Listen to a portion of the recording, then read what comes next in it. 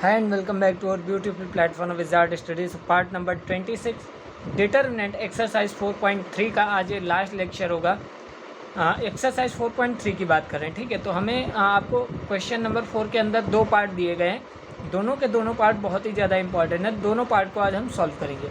हमें क्या निकालना है, equation of line joining point 1, 2 and 3, 6 using determinant. और इसमें भी क्या निकालना है, find equation of line 3, 1 and 9, 3 का यूज़ करके यूजिंग डिटरमिनेंट मेथड। अब देखिए, इक्वेशन ऑफ लाइन निकालने के लिए जो फार्मूला होता है वो क्या होता है, 1/2 x y x1 x2 y1 y2 1 1 1 is equal to 0। क्या होता है, x x1 x2 y y1 y2 1 1 1 is equal to 0। अब ये इज इक्वल टू 0 क्यों होता है, बहुत इंपॉर्टेंट चीज़ है। y 1/2 x x1 x2 y y1 y2 1 1 1 is equal to 0। अब ये 0 क्यों होता है, देखिए आपको क्या निकालना है, equation of line. So we have to find equation of line. हमें क्या निकालना है, इक्वेशन ऑफ लाइन। अब एक ट्रायंगल के लिए आप क्या होना चाहिए, 3 वर्टिसेस दिए जाने चाहिए। एक ट्रायंगल के लिए क्या होना चाहिए, 3 वर्टिसेस दिए जाने चाहिए। लेकिन यहाँ पे कितनी वर्टिसेस दिए गए, 2 वर्टिसेस, और 2 वर्टिसेस दिए गए और पूछा गया है इक्वेशन ऑफ लाइन। तो हम जब निकालते हैं तो यहाँ पे क्या होता है, एरिया ऑफ ट्रायंगल के अकॉर्डिंग निकालना है। तो वहाँ पे एरिया ऑफ ट्रायंगल जो होगा, वो एरिया ऑफ ट्रायंगल हमेशा क्या होगा, एरिया ऑफ ट्रायंगल क्या होगा, 0।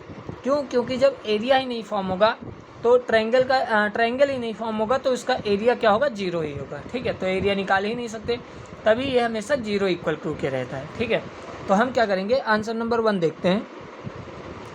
आंसर नंबर 1 क्या होगा, लेट कर लेते हैं, late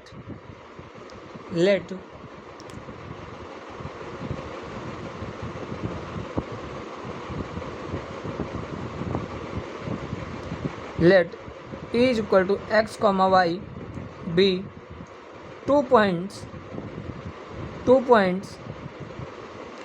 joining line segment joining line segment, ठीक है। लेट t, x, y कोई 2 पॉइंट मान लेते हैं जो कि लाइन सेगमेंट को जोड़ रहे हैं, ठीक है। अब लाइन सेगमेंट क्या होता है, जैसे कोई लाइन यहाँ पे बनी, फिर यहाँ पे, ऐसे ही अगर इन दोनों लाइन को हम जोड़ें तो जैसे P यहाँ पे कोई पॉइंट मान लेते हैं x, y, तो ये क्या है, इन दोनों लाइन को जोड़ रहा है, यही लाइन सेगमेंट होता है। तो यही लिखा है, let P, x, y be 2 points with joining line segment, 2 line segment को जोड़ रहा है, ठीक है। तो area of determinant is equal to half of, अब देखिए x, y आपका माना गया है और पहला क्वेश्चन हम कर रहे हैं, ठीक है। पहला क्वेश्चन कर रहे हैं तो पहले क्वेश्चन में हमें क्या वर्टिसेस दिए गए हैं, 1, 2 और 3, 6। तो x की प्लेस पे क्या हो जाएगा, x, ठीक है। x1 की प्लेस पे क्या हो जाएगा, x, x1 की प्लेस पे क्या हो जाएगा, x, और यहाँ पे x2, यहाँ पे क्या होगा, x1 लिखिए चाहे x2, कोई प्रॉब्लम नहीं है, मैंने फॉर्मूले में x1 x2 नहीं मेंशन किया इतना, ठीक है।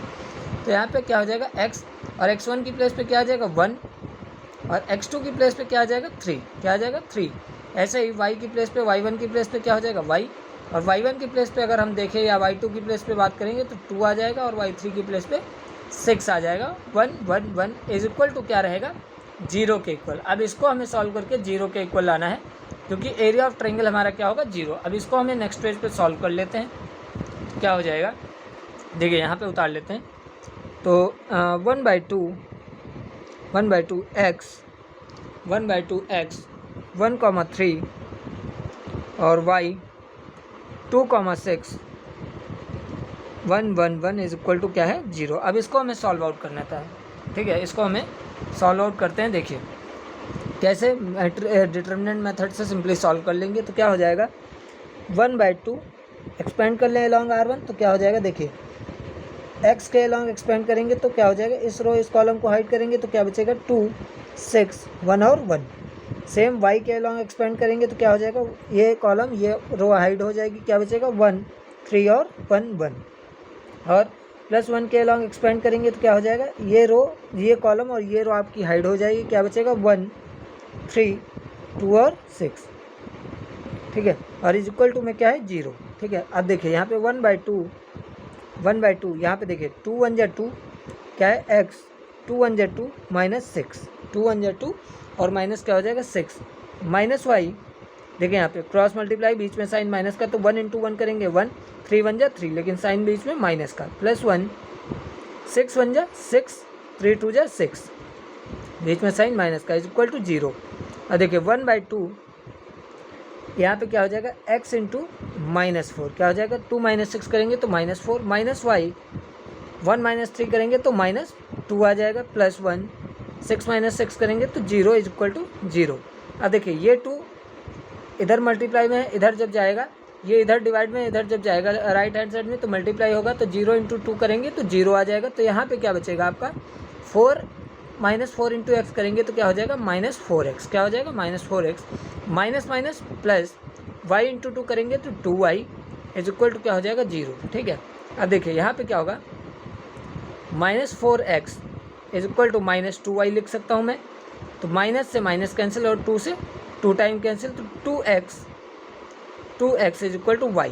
ये हमारी इक्वेशन ऑफ लाइन निकल के आई है।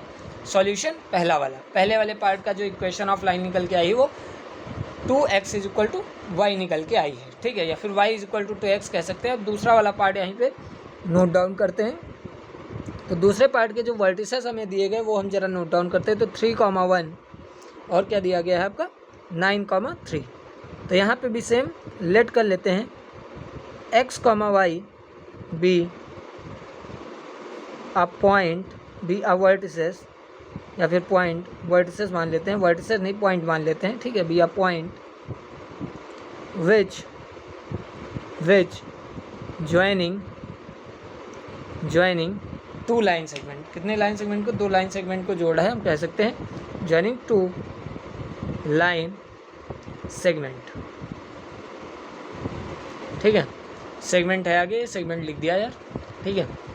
देखिए अब आगे क्या हो जाएगा, अब फॉर्मूला लिखेंगे 1/2 x की प्लेस पे क्या रहेगा, यहाँ पे x1 की प्लेस पे क्या रहेगा x, x2 की प्लेस पे 3 और x3 की प्लेस पे क्या आ जाएगा 9, ठीक है। सेम y की प्लेस पे y1 की प्लेस पे y, y2 की प्लेस पे 1 और y3 की प्लेस पे क्या आ जाएगा 3 और 1 1 1 आपका ऑलरेडी था, और इज इक्वल टू में क्या हो जाएगा 0। क्यों हो जाएगा ये अभी आपको एक्सप्लेन किया था। अब इसको सॉल्व आउट कर लेते हैं, सिंपल सा क्वेश्चन है हमारा।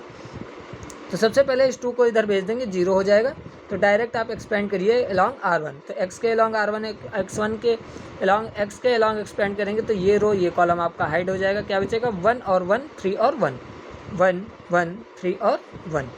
ऐसे ही साइन बीच में माइनस का एक्सपेंड करेंगे तो ये कॉलम ये रो हाइड हो जाएगा। क्या बचेगा 3 9 1 और 1। सेम +1 एक्सपेंड करेंगे, ये कॉलम ये रो हाइड हो जाएगा। क्या बचेगा 3 9 1 और 3 इज इक्वल टू 0। अब देखिए इसको सॉल्व कर लेते हैं तो क्या हो जाएगा x क्रॉस मल्टीप्लाई, बीच में साइन माइनस का तो 1 × 1 1 हो जाएगा, माइनस 3 1 जा 3 माइनस y 3 1 जा 3, बीच में साइन माइनस का 9 1 × 1 तो 9 +1 3 3 जा 9, बीच में साइन माइनस का 9 1 जा 9 इज इक्वल टू 0। यहाँ पे अब सॉल्व आउट कर लेते हैं। देखिए सिंपल सा 1 - 3 करेंगे तो -2x हो जाएगा, -2 आएगा, x के साथ मल्टीप्लाई करेंगे तो -2x। अब 3 - 9 करेंगे तो -6, -6 की y से मल्टीप्लाई कराएंगे, माइनस के y से मल्टीप्लाई करेंगे तो माइनस प्लस 6y हो जाएगा। और यहाँ पे देखिए 9 - 9 क्या हो जाएगा 0 + 0 इज इक्वल टू 0। अब इसको अगर हम सॉल्व करेंगे तो क्या हो जाएगा -2x is equal to -6y लिख सकते हैं। माइनस से माइनस कैंसिल, 2 से 3 टाइम कैंसिल, तो ये हम क्या बोल सकते हैं कि x इज इक्वल टू हमारा क्या निकल के आया 3y, x is equal to क्या निकल के आया 3। तो एक इक्वेशन की लाइन, एक लाइन की इक्वेशन निकल के आई थी, एक इक्वेशन ऑफ लाइन निकल के आई थी आपकी 2x is equal to y, जो कि आंसर नंबर 1 था 4th पार्ट का। और दूसरे पार्ट का आंसर निकल के आया x is equal to 3y। तो दोनों पार्ट को हमने अच्छे से सॉल्व आउट किया है और ये हमारा लास्ट लेक्चर था इस एक्सरसाइज का। क्वेश्चन नंबर 5 जो बचा है तो उसमें आपको y की वैल्यू, x की k की वैल्यू निकालनी है, और ये k की वैल्यू आप कैसे निकाल सकते हैं आपको बताया है मैंने। तो वो आपका ऑप्शनल क्वेश्चन आपके लिए घर का है, होमवर्क है। मिलते हैं अगले लेक्चर में, पार्ट नंबर 27 से स्टार्ट करेंगे। एक बहुत ही अच्छी एक्सरसाइज जिस पे बहुत अच्छे क्वेश्चन बनते हैं। कौन सी रहेगी हमारी, माइनर और कोफैक्टर की। अगले एक्सरसाइज में, अगले लेक्चर में हम इसका कॉन्सेप्ट सीखेंगे, उसके बाद हम क्वेश्चंस लगाना चालू करेंगे। धन्यवाद।